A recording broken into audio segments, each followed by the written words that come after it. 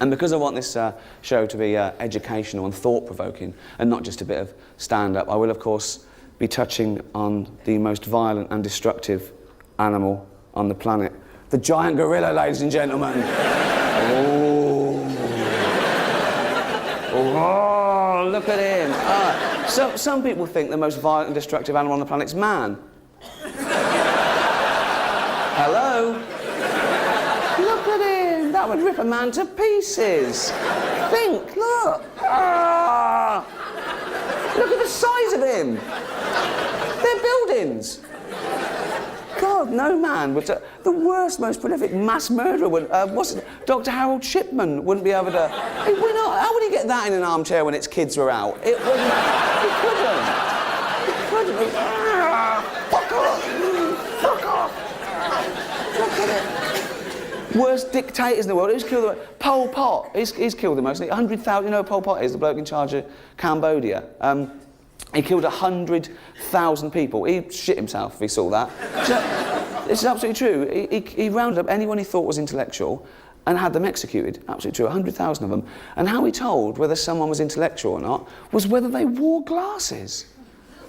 If they're that clever, take them off when they see him coming. Okay, they're thick, don't you? They're thick. Yeah, well, kick it up. Look out, here comes Pol Pot. All right? Yeah, not too bad, yeah. Right, yeah. Huh?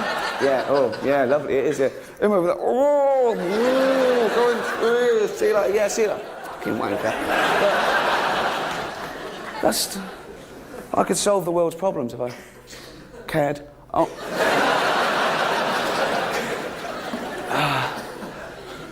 Not all gorillas are that big, obviously, but they're still pretty big. You see a mountain gorilla up close in the zoo or, you know, in the wild, kill it before it kills... No, I'm joking. They're very passive. They're honestly very passive, totally vegetarian. Unlike some great apes like chimps and bonobos, they get a bloodlust, they hunt a monkey. A gorilla will only ever eat vegetation. It will never attack unless provoked. And this was illustrated quite well a few years ago. Do you remember when that little toddler fell in the gorilla enclosure at the zoo? He was about 3, and he fell down and he knocked himself unconscious. And this big silverback, his name was Jambo, just started walking towards him, and the people he was with and the people at the zoo, they were going spare, they were screaming, they didn't know what to do, they were at their wits' end. They filmed it.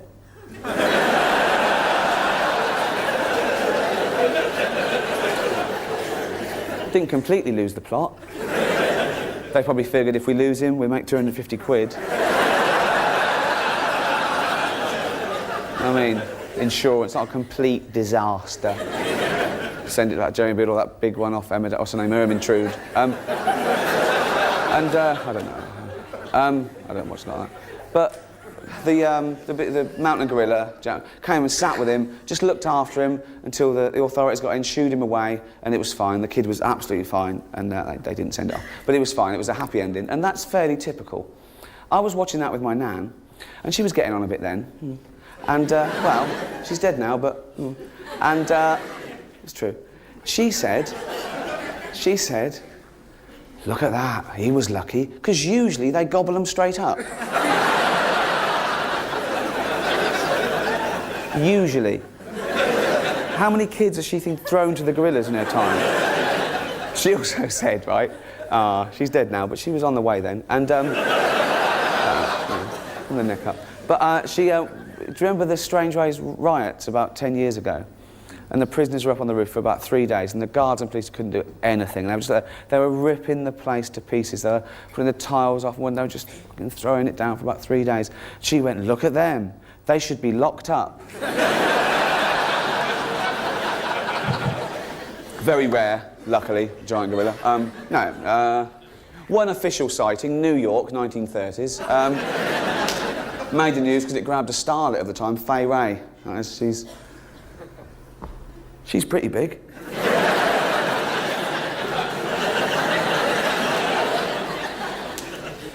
I used to think we evolved from apes. Darwin's theory of evolution through natural selection seemed pretty watertight. But in doing research for this show, I came across a theory that deviates from Darwin's, and I believe that. I just found it in a dusty old book in a library. It's called the Bible. And Darwin was wrong. We didn't evolve, God made us.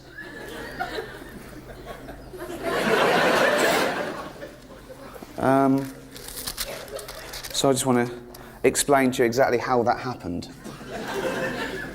Okay. The first book of Moses, commonly called Genesis. Start at the beginning. It's a fairly big book, but... Friday, innit? So... Lock the doors? Okay. Took me 4 years to get this platform, now they listen. Just think if I'd have blown it, just going door to door. Right, okay.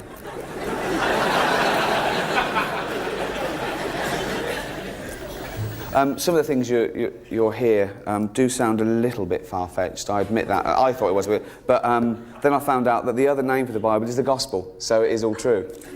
So, luckily, clue is in the title. Okay. Come on, it's the Bible. Okay. Chapter 1. In the beginning, God created the heaven and the earth. It doesn't go into detail. He doesn't need to explain to you. You probably understand it because he's got a massive brain. Yours is little, and you go, "What?" He goes, "Don't. What? Just trust me. I did."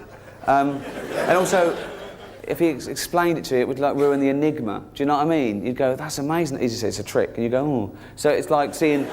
No, it's like if David Blaine did something, and you go, "Oh, that is real magic," and you go, "No, I'm just standing on one leg and lifting the other up." Easy. So. Keeps his cards very close to his chest. God's good luck to him. He can do what he wants. He can do anything, so he can do what he wants. Okay, here we go. In the beginning, God created the heaven and earth. And the earth was without form and void, and darkness was on the face of the deep. Bit dark, he sorted that out. And God said, "Let there be light," and there was light.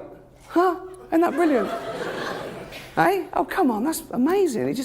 He made light up. It was dark, it was nothing before. It's not like he saw some on holiday and went, "That'll be good back on Earth." He made it up. Do you not, he invented, there was nothing to go by. It wasn't like there was twilight and he went, "Let's have that a little bit brighter." He just went, "Let there be light," and at the speed of light, he didn't go, "Let there be light." Come on, I'm busy, it's the first day, I've got a lot to do, I've only got 7 days, do you know what I mean? And he probably didn't have to say it, he did say it, but he could have gone, "That's exactly what I was thinking of, brilliant." Do you know what I mean? Come on, he's amazing. What are you? Free your minds, listen, right, okay. So he did the light, invented it, which means that he created the heaven and the earth in the dark. Fucking hell.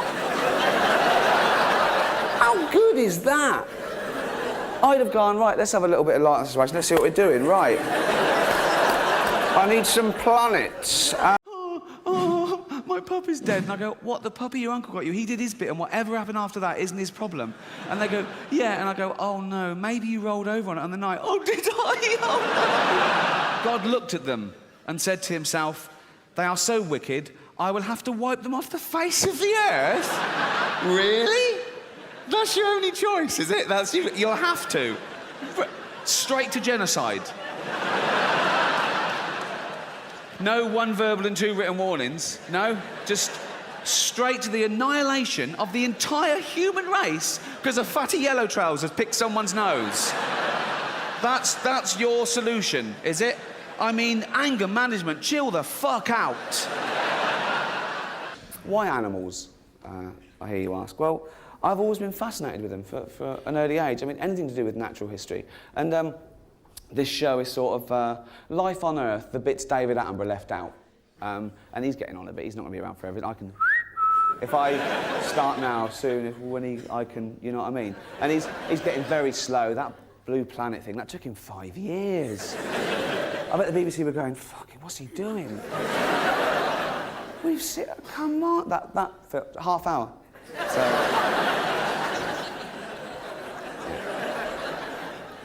I'm not saying I'm not pushing myself forward, but I think I can.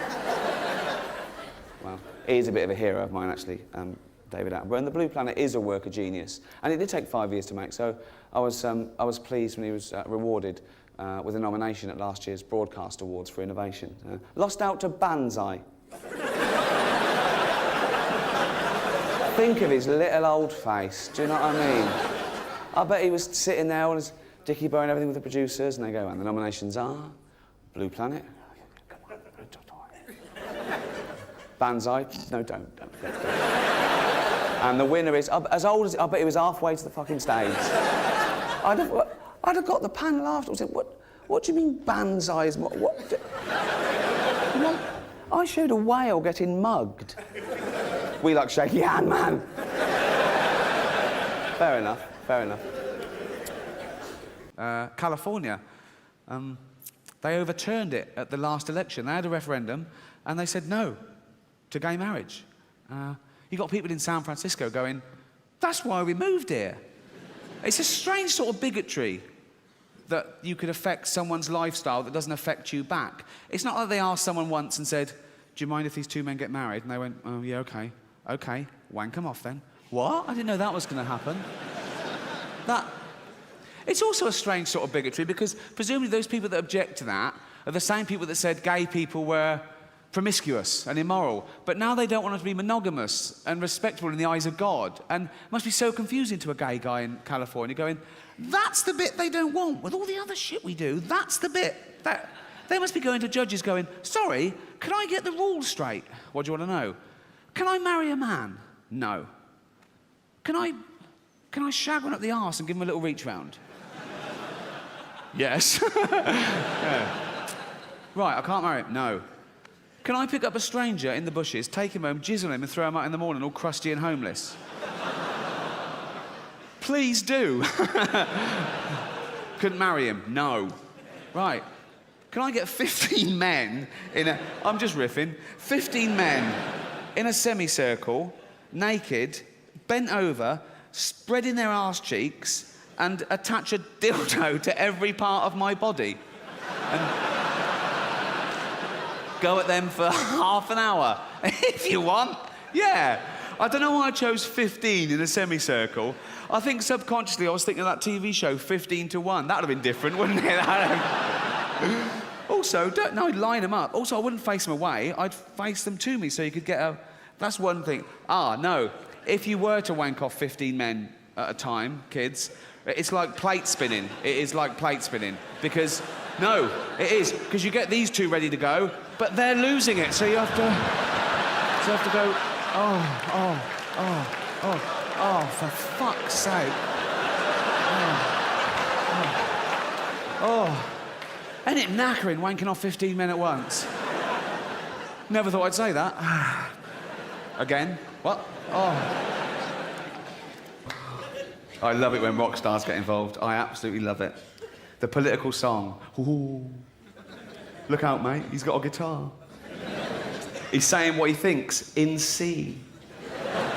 It's okay when it's people like, Bob Dylan, but I love it when pop stars have a go. Yeah. Do you remember Culture Club's classic? They'd been singing Karma Chameleon for too long, and they came up with the war song. Ooh. And in that, they go, war is stupid, and people are stupid. How's that going to change your mind? I mean, if you're into war, you're loving war, you love it, it's your favourite thing. You go, I mean, you're in a plane, you're going to bomb the shit out of a country. I can't wait to get there. I love bombing people. Nearly there. Put the radio on. War is stupid and people are stupid. We're going home. Boy George there. He piled on the pounds when he gave up the smack, didn't he?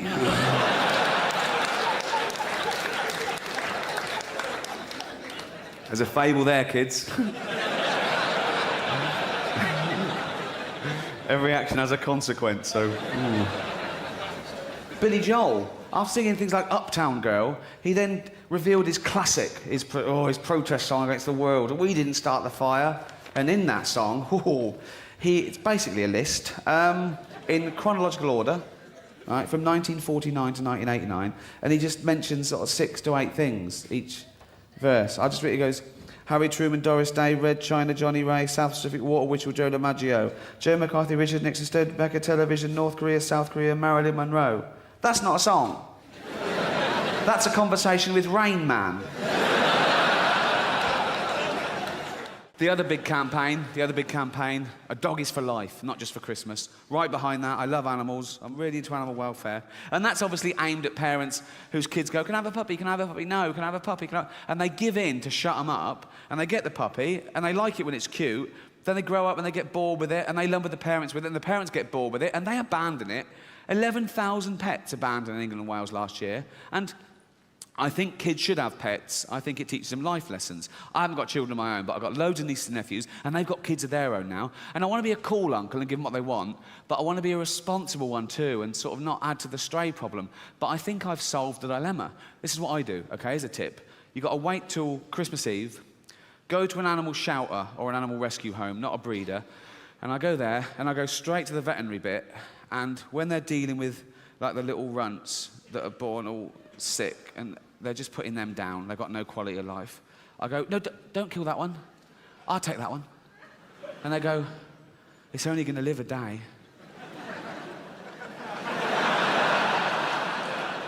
So I run home with it, going, don't die yet. Get a Starbucks, a little bit of Starbucks. Don't die yet, don't die. And I run in, and I call my niece. She runs over. I go, look, oh, you got me a puppy. I go, your best uncle got you a puppy. Oh, thanks. Go and play with it, quick. Go and play with it. And they take it to bed Christmas Eve, and they sleep with it, and they wake up Christmas Day, it's cold, dead, stiff, gone. So, not a problem. And they always come down and they say, oh, my puppy's dead. And I go, what, the puppy your uncle got you? He did his bit, and whatever happened after that isn't his problem. And they go, yeah. And I go, oh, no, maybe you rolled over on it on the night. Oh, did I? Oh, no.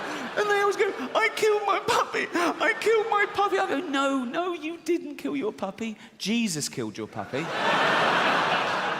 On his birthday, because you didn't spend enough on your uncle's Christmas present.